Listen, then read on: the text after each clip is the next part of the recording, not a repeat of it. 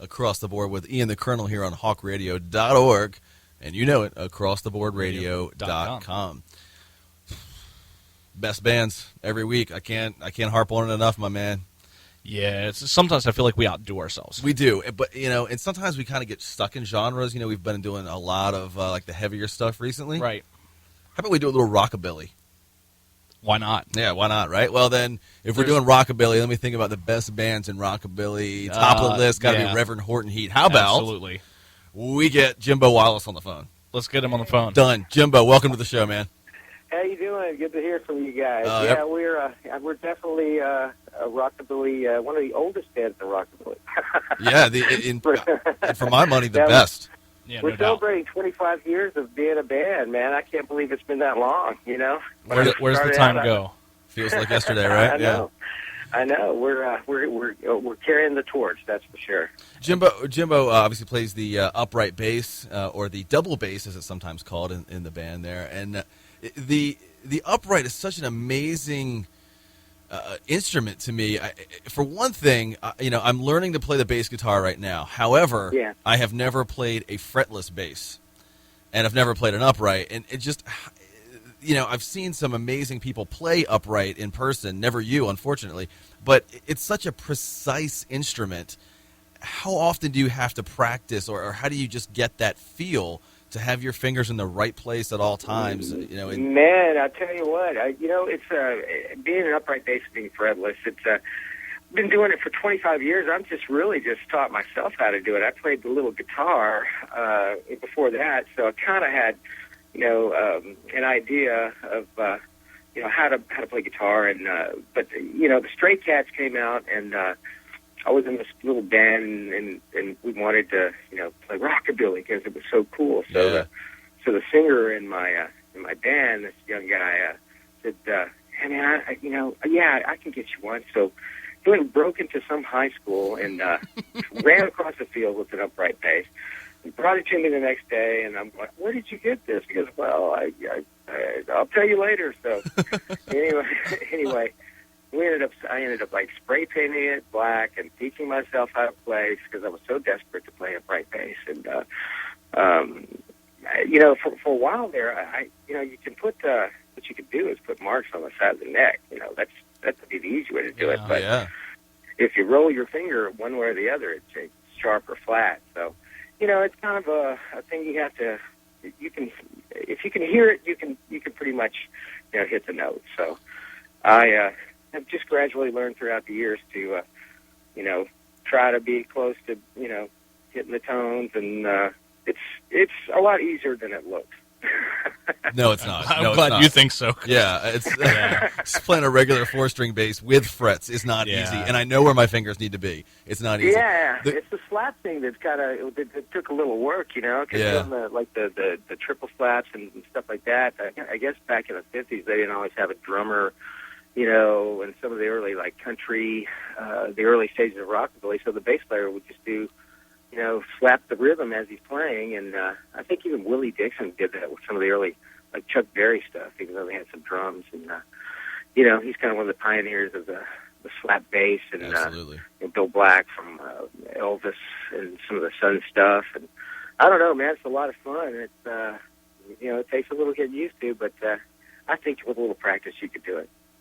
I'm going to work on it. Yeah, it's time to practice. I need to get on it. Now, the question is, do you still have that bass? We don't have to mention the high school where it was liberated from, but is it still around? If I knew this was let's see, 20, 30 years ago. So, if I knew the high school, I fully intend on buying him a new one. Right. But do you still have it? No, throughout the years, I've been through lots of basses, and I think I eventually destroyed that one. We do a lot of traveling and, foot through the bass. Rev's foot has gone through a couple of my basses. And, I end up throwing it in the air every night as part of the, part of the show. Yeah. And I go through about a bass a year. So, of course, a good friend of mine makes my basses.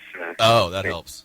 Yeah, so he's got a company called Blast. Now, Jimbo, you talked about how you learned to play guitar as well, and I don't know if a lot of people know this, but you guys actually did a Christmas album a few years back. Yeah. And you played, you're a Chuck Berry fan, so on Run, Rudolph, Run, you actually played the guitar. And, Horton Heat actually played the bass. Talk about that a little bit. He's actually a really good upright bass player, man. I, on the other hand, practically all I can play on guitar is Chuck Berry songs. So, which are not easy. And, if you're going to play guitar, I think a good rule of thumb is to, learn a Chuck Berry song. So, he kind of stuck with me. And, in fact, I think we've been playing Run Rudolph like all the way up to last month because, that was the song that I played guitar on. So Right. we were doing a retrospective of our entire career, and that was one of our albums. So, it'd be, I'd say Merry Christmas to everybody, last month. So, but I recently have been brushing up on my Johnny B. Good, so nice. I'll be able to play that next show. Nice. Yeah, that's one of my favorites of all time, obviously, and not that easy a song to play, No. man. I'll tell you. I don't know. If you can whip that out of the party, you're the life of the party. Yeah. Yeah. Yeah, Marty McFly did it, Back to the Future, so everybody has to do it. Exactly. Jimbo, I mean, one of the things that I like about Reverend Horton Heat and the music that you guys do is it's just you can listen to the technical aspects of the song, the bass, the drums, and of course the guitar, and just pick it apart and just be amazed at the technical ability. What do you guys think of when you're trying to create new music? I mean, are you trying to be more technical, or are you trying to focus more on lyrics? Well, I tell you what happens is, I think, the Rev writes, 99% of the songs, and occasionally I'll get some lyrics or something in there, but he kind of starts out with guitar riffs. He's constantly got a guitar in his hand on tour, on the bus he'll have a guitar in his hand, throughout the day, and, he's a monster guitar player, and he has all these riffs, and then he'll bring them to rehearsal when it's time for us to start putting together, an album, and start playing riffs, and we'll start playing along with him, and I think the lyrics, I'm not sure if he really starts out with the lyrics. It's mainly the guitar, and on the last album we did, I had some lyrics that he wrote the music to called "Please Don't Take the Baby to the Liquor Store." And Good advice. And it was for the based. kids. It was based off of like a true story. I have two boys, like a 5-year-old and a 11-year-old, and I think my youngest was about 3 at the time, and we went to the grocery store.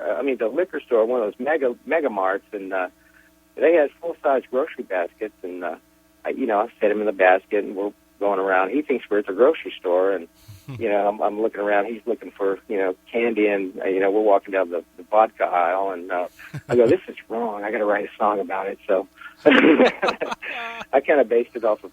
There's a little bit of truth in every Reverend Horton Heat song. So That's awesome. Jim's lyrics, we've been through all the way from Bells and Cocaine to whatever other song you can imagine. The Department of Child and Family Services is tracking Jimbo Wallace down. you did what, sir? Yeah, that's in the past. I mentioned that, right? That's right. Yeah, statute of limitations is out on that. Don't worry. Now, one of the other things too is a lot of people know the song "Psychobilly Freak Out" as one of your bigger hits, and it's like that's such a good song. And what happens when you have all the commercial success that you've had, along with the ads where "Psychobilly Freak Out" was used in Buell Motorcycles ad, correct? I believe so. Yeah. Yeah, Wiggle Stick's been used on what? Beavis and Butthead. Yeah, they had both Psychobilly and Wiggle Stick were both on Beavis and Butthead, I believe. Yeah, I think they had there was a car commercial here and there, and I can't remember all of them. We used to get stuff in clips in movies and stuff here and there, and we were in Renee Zellweger's first movie called Love in a 45. Just a bit of trivia. Mm-hmm. Yeah, that is a title I haven't heard in a while. Right, that is a good rock trivia question there. Yeah, and it's we make we earn our keep by doing a lot of touring. Basically, if we can get our music heard in movies or in commercials here and there, that's even better for us. So we just try to keep it out there and keep touring and. The days of the record labels having big advances and paying out the big dough are over, and a lot of bands that say they'll have one hit on the radio, and think they've made it. Well, come to find out next year that they can't sell 100 tickets. So I think we're pretty happy that we've been able to play music live for this long, and I think I'd rather have the longevity than the instant hit and then gone. Yeah, and not only that, but you were the theme song also for the cartoon Johnny Bravo. Mm-hmm. Yeah, we did. We didn't really write the theme song. We did a video for the Cartoon Network. Yeah, and Jim wrote the Hey Johnny a Bravo. song called "Hey Johnny Bravo," and they actually had the cartoon characters dancing around us. We went down to the studio and did our thing, and then they drew all the characters around us, and my kids were happy to see that. Yeah, Johnny Bravo is probably one of the best cartoons that I can remember, too. It was just so brilliantly written. Yeah, my was... kids think I met him. How do you explain that? Did you meet him? Yeah, look, he's right there. Let's talk about Santa Claus, too. I've got some things to tell you about the Easter Bunny. And kids, sit down. Let's go to the liquor store, and then we'll sit down together. The funny thing is, we do know Tom Kenny, the voice of SpongeBob, has been a Reverend Horton Heat fan for a long time. So he used to come out to our shows quite a bit. He was also in Shakes the Clown. I don't know if you've seen that show. Oh, my God. No, I haven't. I know the show. I haven't heard that. And again, another title I haven't heard in forever. Yeah, you should look it up. It's a movie called Shakes the Clown. It's got Bobcat Goldthwait and Tom Kenny, the voice of SpongeBob, who plays the bad guy. Wow. And it's really funny movie. It's about an alcoholic clown. Yeah, aren't they all? By the way, I don't know. We're gonna get calls from clowns now. I don't know. By the way, further rock trivia for you. Love in a 45 also starred Rory Cochrane. Rory Cochrane was in Dazed and Confused. Boom. Exactly. One of the classic rock films of all time. Another piece of trivia. There we go. I think that movie's making a resurgence. They have a little film festival here in Dallas. They're showing that 11 to 45 again, and I think he's going to be there. So. Wow, it's because he's got nothing. Yeah. I don't want to. He has nothing else to do, but I don't know. Say He's that. probably acting a lot. I take that back. I feel bad. I was trying to remember the other guy's name besides Roy Cochrane. It was the good guy. The other guy in Love in a 45 was Gil Bellows? Yes, Gil Bellows, exactly. Yeah, I actually was on a ride at Disney World with my family, and we sat down on a roller coaster, and it's the Small World ride, and he was in the car right in front of us, and I tapped him on the shoulder. I said, "Were you in Love in a 45?" He turned around and said, "Why, yes, I was." I said, "So was I." No way. He turned around and I reintroduced myself, and he goes, "Man, long time no see." I guess the last time we had seen him, we were in the topless bar scene of that movie, and it was just a horrendous day. We had to, be in the topless bar all day. Yeah, that's terrible. Oh, I'm sorry. Oh, man. You poor son of a gun. Yeah. They have to check the labor laws on that one because that's unfair work conditions. Anytime you need us to stand in for you, just give us a call. All day long. It was just, living hell. You guys want a smoke break? No, I'm good. I'll stay right here. Thanks. Well, Jimbo, if you could have a musical lesson on the bass, and it can be upright or any type of bass, from any bass player, alive or dead, who would you take if somebody could give you a lesson? Man, I really like the rambling styles of Steve Harris from Iron Maiden. I love the way he does that. I really need to work on my that finger, that twin finger thing he does. He just kind of gallops the bass on that. I love that. That's a freaky move. Hard. Yeah, he's awesome. It's great. And then of course, I think I'm more along the style of Dee Dee Ramone on upright bass myself. Yeah. It's just I try to keep the bass where the bass should be, and I kind of approach it from that. I guess I'm the punk rock element of Reverend Horton Heat. So. Right. So then, what are the odds that we hear Reverend Horton Heat cover like an Iron Maiden song or something? That'd be great. Hear you guys do Wrathchild. We actually went on tour with Motörhead, so we have a real metal following, which you wouldn't think so, but Don Jameson from that metal show is a Reverend Horton Heat fan, and we met him when we were on the road with Motörhead, and so the connection there is somehow, I guess because of the energy. So, Yeah. Lemmy's actually come on stage and played. He played "Going to Brazil," and I think we played a Sex Pistol song. And Ooh. he wouldn't do Ace of Spades with us. He saves that for Motörhead, which Yeah. is understandable. Yeah, kind of think so. That cat's got to be a character, but off stage. Oh yeah. He's funny. He's a great guy. He's always cracking jokes. Phil, actually, one point in the tour, went to pick up my bass case, which looks like a giant coffin. It holds an upright bass. Yeah. Went to pick it up, and I thought that they had nailed it to the floor because the crew and Mickey D and all them were standing around. And so I opened the lid, and Phil pops up with a drink in his hand out of my bass case, and they all thought it was hilarious. And That's awesome. yeah. So Unless you're Jimbo. I've had rock stars in my equipment case. So. You wet your pants, and then you laugh about it. You're like, oh, my God. Okay, all right. Oh, yeah. Now it's a good story. Jimbo, I mean, you guys last released an album in 2009, and I know you guys are having fun on the road. Is there any intentions to get back and do another studio album? Well, yeah, we are. In fact, I was talking to Rev the other day. He said he's got about 15 or 20 songs waiting for us to get together and hash out. But, I don't know if they told you this or not, but we have a new live DVD coming out called 25 to Life. No. Have you heard about that? Did not know. Yeah. No, I had no clue. Here's the exclusive. Yeah, it's coming out July 24th. We just we filmed it at the Fillmore in San Francisco, the world famous Fillmore. Yeah, for sure. And it's like a kind of a retrospective of our entire career. We play a couple songs off every album, and then we usually take requests like mid-set, and people just yell out songs that they want to hear, and we play them whether we remember them or not. So Whether you remember, like, is this close enough? What's this sound like? Yeah. How hard is that to remember older songs that you haven't played in a while?